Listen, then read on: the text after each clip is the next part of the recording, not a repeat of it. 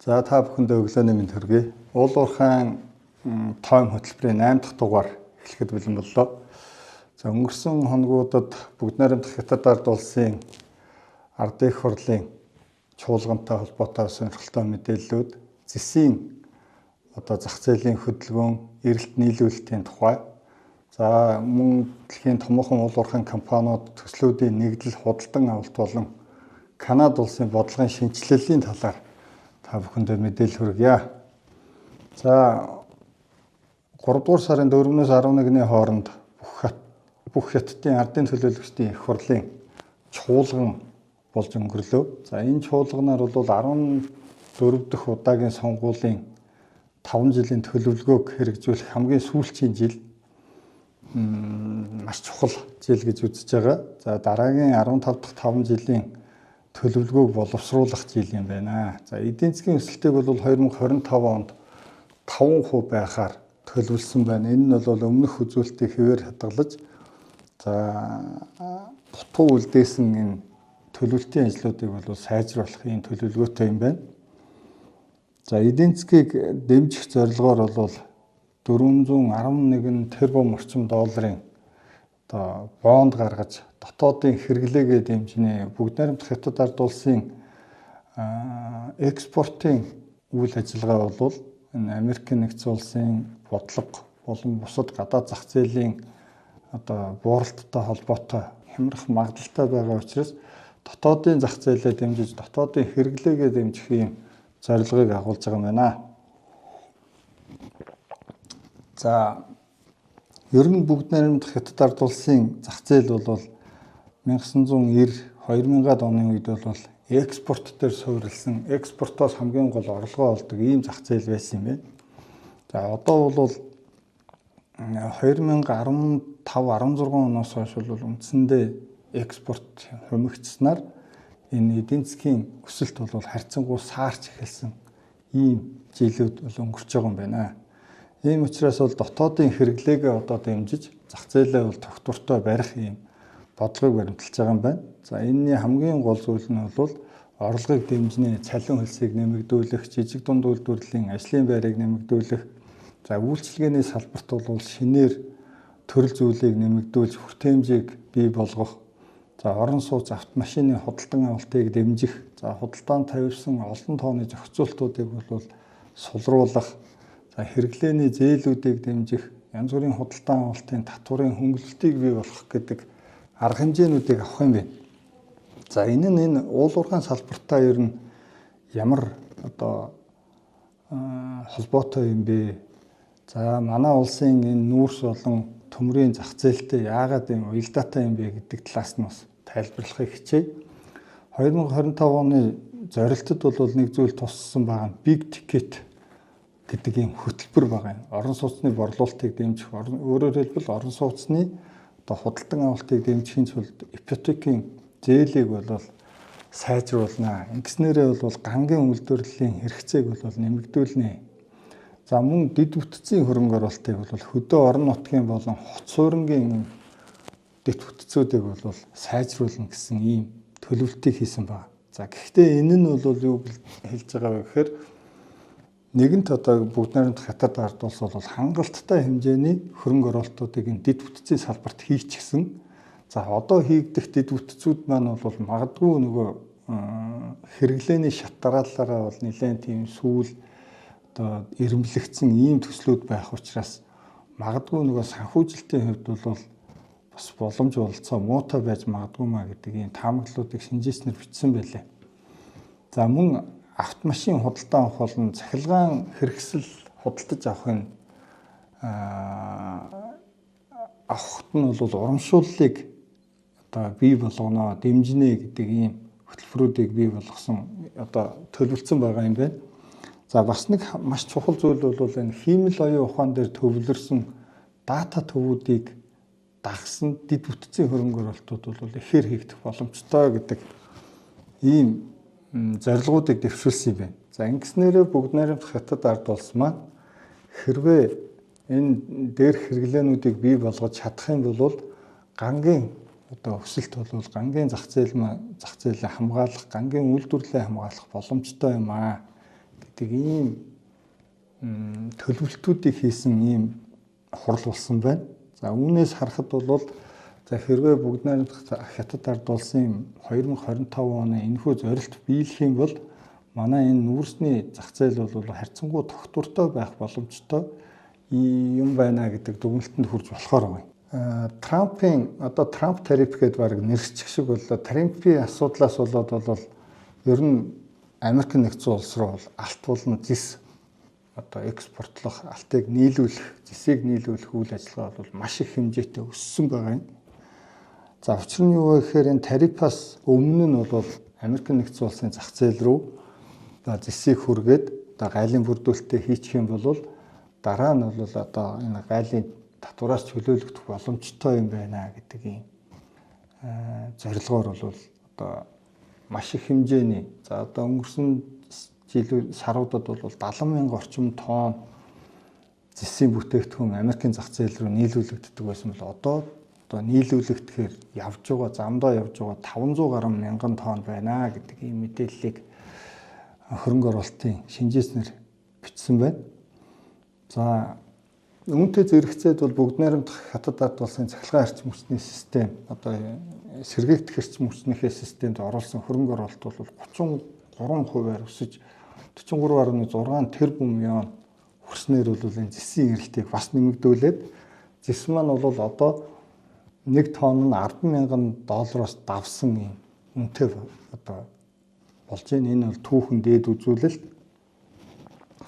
За ингээд зэсийн хэрэглээ нэмэгдэхийн хэрээр бол маш олон төслүүдийг бол өшөө нэмж ашиглалтанд оруулахаар бол яригдж байна. Гэрээ хэлцлүүд хийгдэж байна. Үүний нэг нь бол Азербайджаны Гиларын урд гэдэг энэ 6.1 сая тонн зэсийн нөөцтэй ийм ордыг бол далдуурхаагаар ашиглахаар анхны хөдрөө олборлож эхэлж байгаа юм байна. За ямар ч байсан энэ орд маань бол 54,000 тонн цэвэр зэсийн нөөцтэй. За тоон тутамдаа бол 1.3 грамм тонны алтны агуулгатай ийм орд юм байна. За эх саруудад бол 50,000-аас 60,000 тонн зэсийн бүтээгдэхүүн гаргахаар бол төлөвлөж байгаа юм байна. Дашрамт дурдахад бол Америк нэгдсэн улсын геологийн албаны мэдээлснээр Азербайджан улс бол уул уурхайн салбараа нэлээд идэвхтэй хөгжүүлж байгаа. Хөнгөн цагаан, бентонит, зис, алт, шихуун чулуу, мөнгөний ордууд бол нэлээд илбэгтэй. За гангийн салбарын хувьд бол бас нэлээд хөгжсөн ийм улс юм байна. За өмнөх дугааруудад бид нар та бүхэндээ бол энэ уул уурхайн төслүүдийн худалдан авалт, хөрөнгө оруулалт, нэгдлийн тухай бас өгүүлж ирсэн. За 2023-2024 оны уул уурхайн төслүүдийн нэгдэл худалдан авалтын тухай тойм мэдээллүүдийг бол S&P Global сайт дээр мэдээлсэн байгаа. За эндээс харахад бол уул уурхайн салбарт төслүүдийн худалдан авалт нэгдэлт бол ерөөсөө алтны салбарын худалдан авалт бол дийлэнх хувийг нь эзэлсээр ирсэн байдгийн байна. За 2022 он та бүхэн графикаас харахад бол 2022 онд харьцангуй тэнцвэржиж ирсэн боловч дахиад сүүлийн жилүүдэд бол алтны салбарын худалдан авалтууд бол өндөр хувь хэмжээг эзэлж ирсэн юм байна. За 2024 онд бол нийтдээ 43 хилцэл хийгдсэн байдаг юм байна. Энэ 2023 оны хилцлүүдээс бол даруй 13 хилцлэр олон хийгдсэн байгаа юм байна. Нийт хилцлийн дүн нь бол 19.3 тэрбум долларын ийм төслүүдийн 8 хийгджээ. Өөрөөр хэлбэл манад яригддаг энэ лиценз шилжүүлэх, наймаалах гэдэг шиг ийм төслүүдийн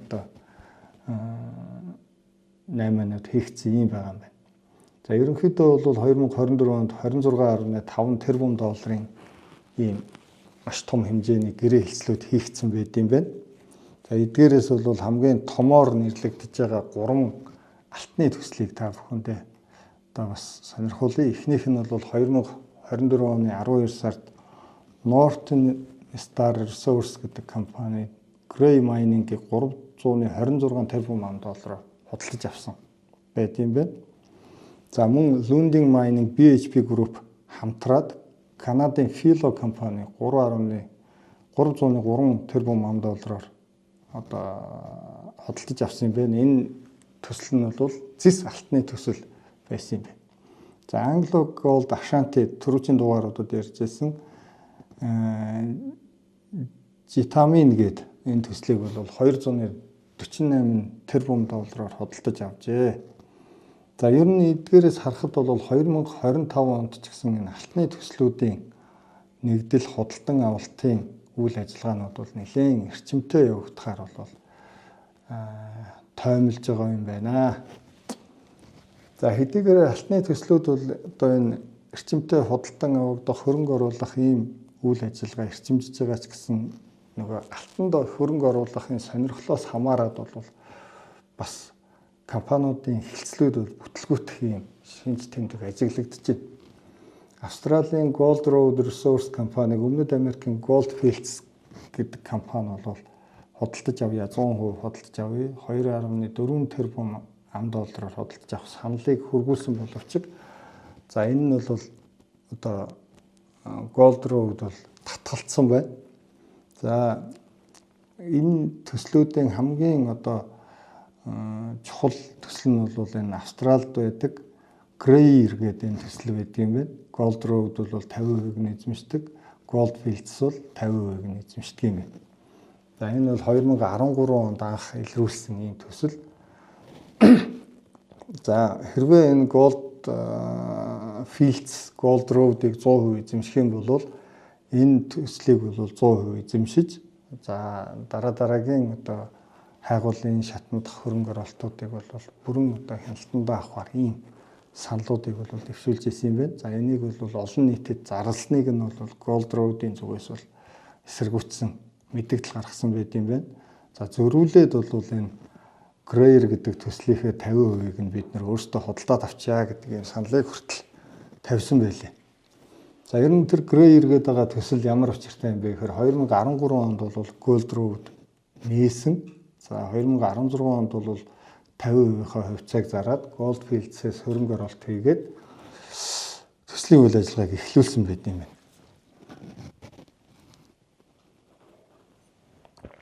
Уг уурхай эргэн тойронд Yamarna гэдэг юм хайгуулын нэлээд томоохон талбайг бол Gold